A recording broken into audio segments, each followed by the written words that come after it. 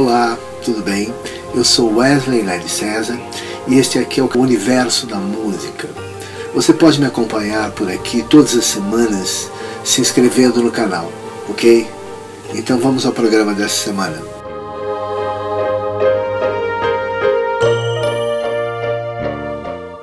Eu devo falar sobre a Grécia Antiga. No programa anterior eu mostrei um mapa sinóptico de todos os períodos da história da música ocidental. Para quem está me acompanhando, está entendendo que eu estou fazendo uma relação, estou estabelecendo uma relação entre a música e as ciências.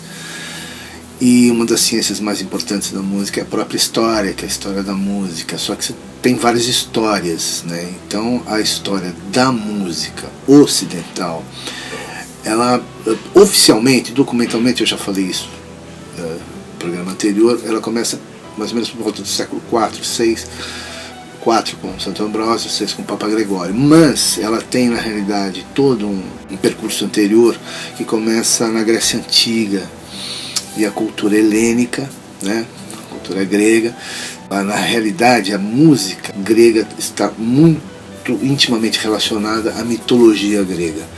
Como eu já acentuei em outros programas, e acentuo de novo aqui, que a história da música está extremamente interrelacionada a todas as outras histórias. Quer dizer, as histórias das sociedades humanas se confundem com a própria história da música dessas próprias sociedades. Porque, como diz meu livro, né, Música, Cultura e Sociedade, que eu já venho apresentando em todos os programas, existe todo um interrelacionamento. Eu quero citar essa autora aqui, a primeira autora, A Grande Transformação, The Great Transformation, onde ela pontua o seguinte: em nossa atual conjuntura, creio que podemos encontrar inspiração no período que o filósofo alemão Karl Jaspers chamou de Era Axial, que é a Era do Eixo, porque foi decisivo para o desenvolvimento espiritual do gênero humano. Essa era axial, essa era do eixo, se situa mais ou menos entre aproximadamente 900 e 200 anos antes de Cristo, ok? Surgiram em 4 regiões distintas as grandes tradições mundiais que continuam alimentando a humanidade, que é o confucionismo e o daoísmo na China, o hinduísmo e budismo na Índia, o monoteísmo em Israel e o racionalismo filosófico na Grécia. Né? Troncos, né, das religiões modernas e do pensamento moderno. Né? Vocês sabem muito bem que o racionalismo grego deu base a toda a renascença, né, de 500 anos atrás. Então, só para posicionar o racionalismo grego é lá nesse período que eu falei agora, que é o período da cultura helênica, que se situa ali por século V, IV a.C., né, que é exatamente no meio da era axial, que é a Era do Eixo. Então ela só posiciona isso, e ainda ela diz mais: a Era Axial, que é a Era do Eixo, foi um dos períodos mais seminais de mudança intelectual, psicológica, filosófica e religiosa que a história registra. Não haveria nada comparável até a grande transformação ocidental que instituiu nessa modernidade científica e tecnológica que temos hoje. Tá?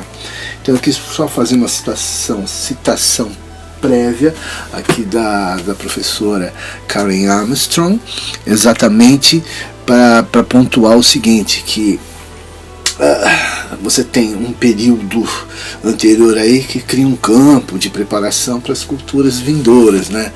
Para aqueles períodos posteriores da história. Obviamente que a história é complexa, não dá para a gente entender a história de uma vez só, na sua integridade. Eu queria citar novamente, porque eu já citei antes esse autor, que é o Roland de Candet, História Universal da Música. Okay? Ele vai colocar aqui uma das páginas, porque a obra é muito extensa. A obra é extensa, como vocês podem ver. Ele coloca aqui a singularidade da música ocidental, sua tendência à hegemonia, que é um ponto importante para a gente observar. Então ele vai escrever o seguinte: eu vou fazer algumas citações poucas, porque são muitos textos a serem citados, então vou citar alguns trechos. Um movimento devastador que os asiáticos batizam de renovação ameaça toda a música do mundo, em particular desde meados do nosso século.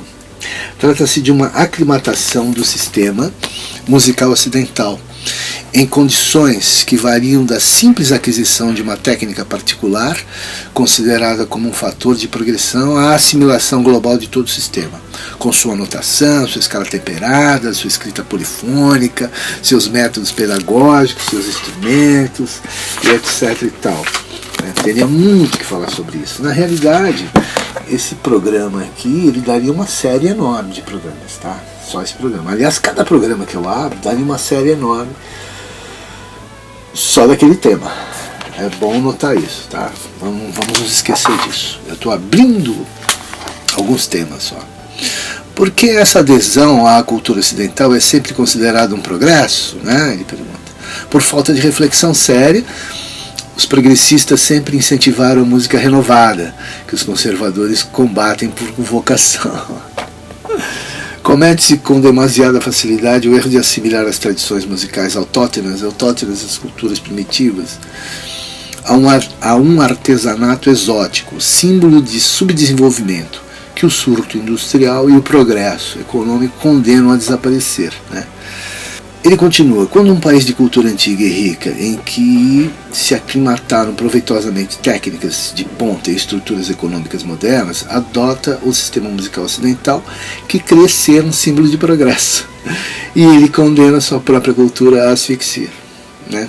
Estamos assistindo isso no mundo contemporâneo, né? Já falei sobre isso antes, em programas anteriores. Você vai para o Japão, você pensa que você está no Ocidente, né? E cadê a música japonesa, né? A música, não só o Japão, mas toda a cultura. Quer dizer, o Ocidente ocidentalizou o mundo. Já falei sobre isso nos programas e insisto nesse tema, porque esse tema é importantíssimo para entendermos esse processo aí de aculturação, né, do mundo por conta nossa, dos ocidentais. Agora, não podemos negar também a nossa cultura ocidental, porque apesar dela ser dominadora, hegemônica e tudo mais, mas ela tem um legado, nós temos um acervo muito grande de informações. A cultura ocidental é uma cultura muito rica, ao mesmo tempo que ela é também dominadora, que ela também é devastadora, em certo sentido. Né, porque ela também é uma das principais propulsoras do capitalismo, e o capitalismo é um sistema econômico naturalmente dinâmico, naturalmente devastador, em certo sentido, não há como negar isso não é uma crítica, porque é uma observação óbvia, qualquer observador notará isso, mas a questão da cultura ocidental tem essa característica de ser uma cultura que ao mesmo tempo é dominante, mas ao mesmo tempo também é muito rica, muito diversa, muito complexa. Por isso que é muito difícil a crítica à civilização ocidental. Eu tenho muito mais textos para ler aqui, por isso eu teria que me limitar aqui. Mas ele faz uma dissertação também sobre as escalas musicais ocidentais, que eu quero voltar nisso mais tarde. Quero fazer um programa só sobre as escalas e o sistema musical ocidental. Voltaremos nisso em breve.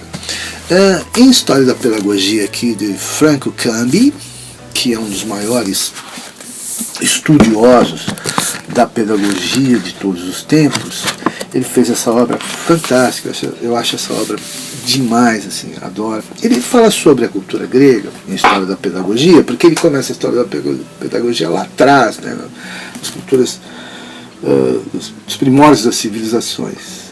E ele vai dizer que o milagre grego, o título do pequeno trecho aqui do capítulo é: no âmbito das civilizações do mundo médio, oriental e mediterrâneo, a Grécia ocupa um papel e tem uma identidade política e cultural de nítida originalidade e de altíssimo relevo.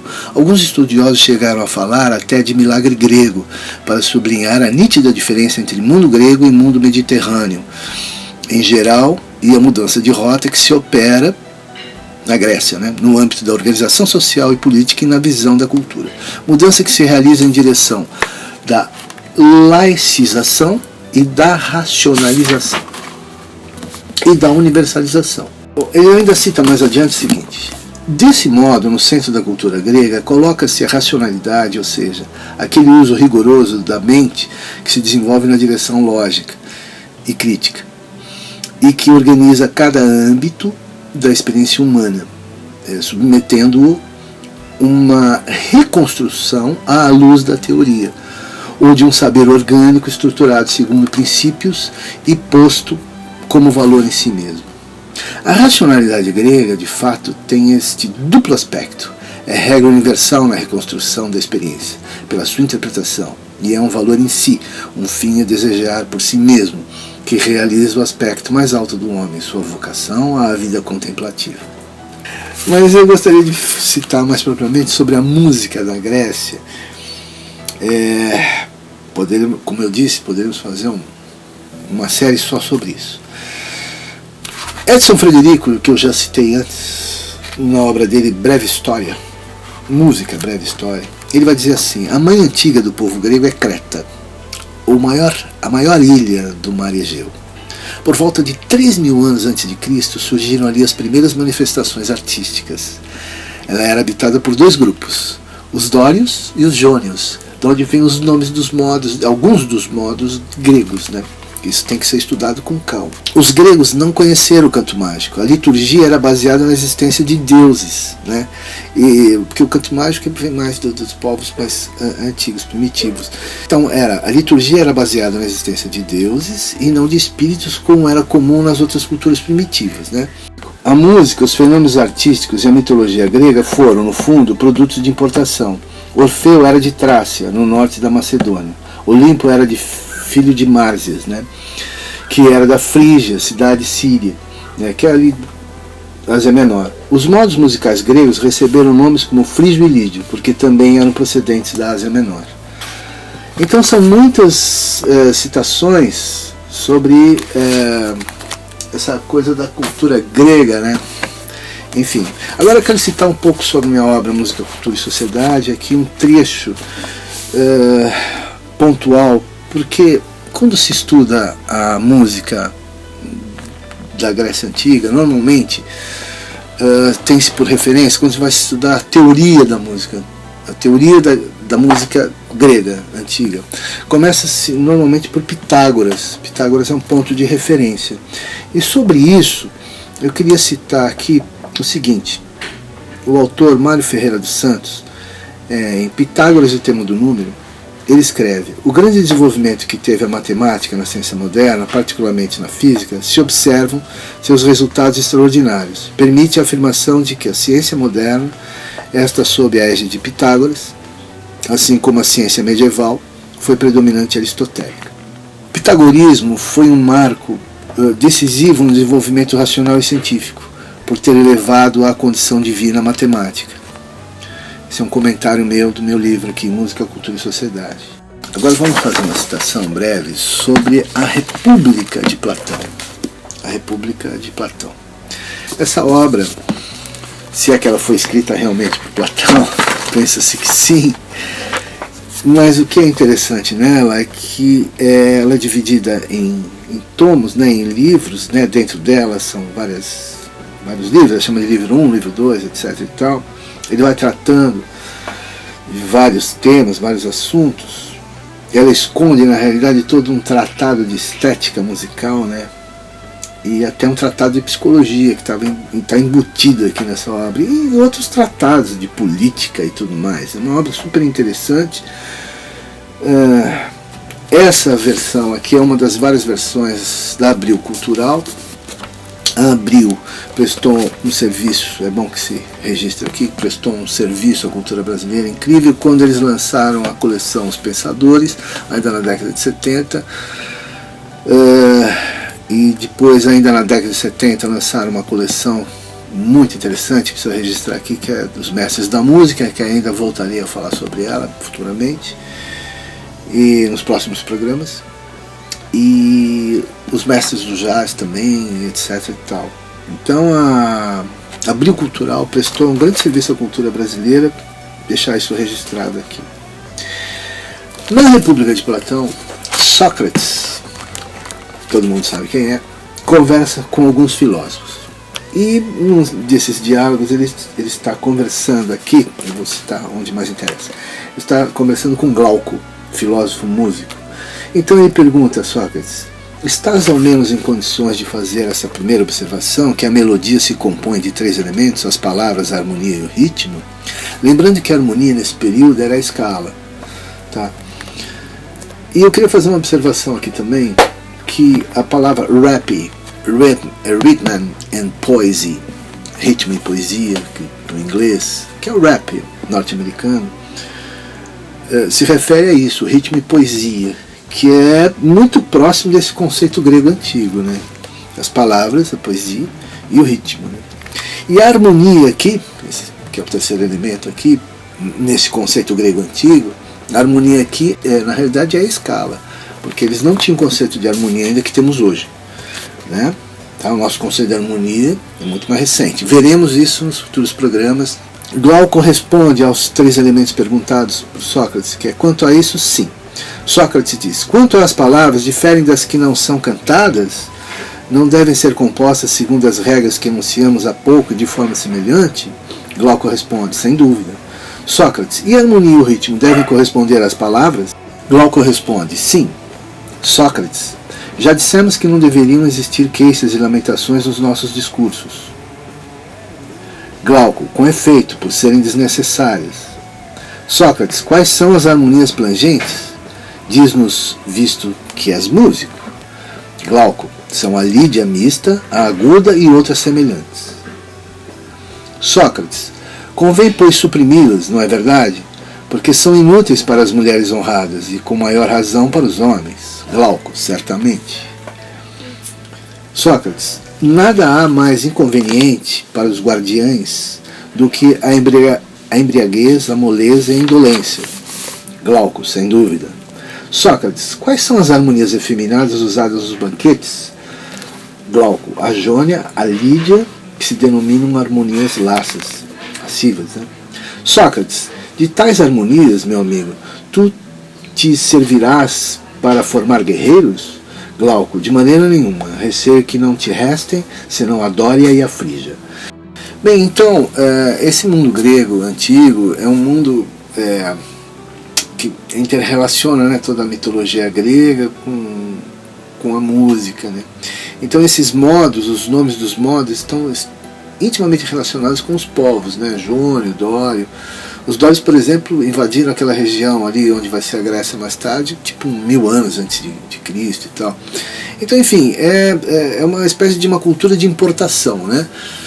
Como observa o Edson Frederico na sua obra Música, Breve História, é uma cultura de importação e são essas são tribos, né, que ali se juntam e tal, e que vai dar origem a essa cultura grega. A cultura grega tem muito que estudar, muito que saber sobre isso, né? Está tudo interrelacionado entre a arte grega, a mitologia e tudo mais, está tudo interrelacionado. E aí seria uma série enorme sobre Grécia, né? Eu já sugeri antes, inclusive em programas anteriores, sobre algumas fontes para estudar cultura grega, mas hoje está fácil, né? Porque tem tudo na internet. Então eu só quis aqui dar uma ideia, uma breve introdução, né? Todos os meus programas são introdutórios sobre temas que são muito extensos, né? E 20 minutos, 25 minutos não é nada, né? E às vezes as pessoas nem têm paciência para 20, 25 minutos. Eu precisaria de horas e mais horas. É isso aí. Então tá bom. Muito obrigado pela atenção. Vamos continuando aí. E dentro do possível vou respondendo as perguntas, enfim, é isso aí. Então, tudo de bom. Até o próximo programa.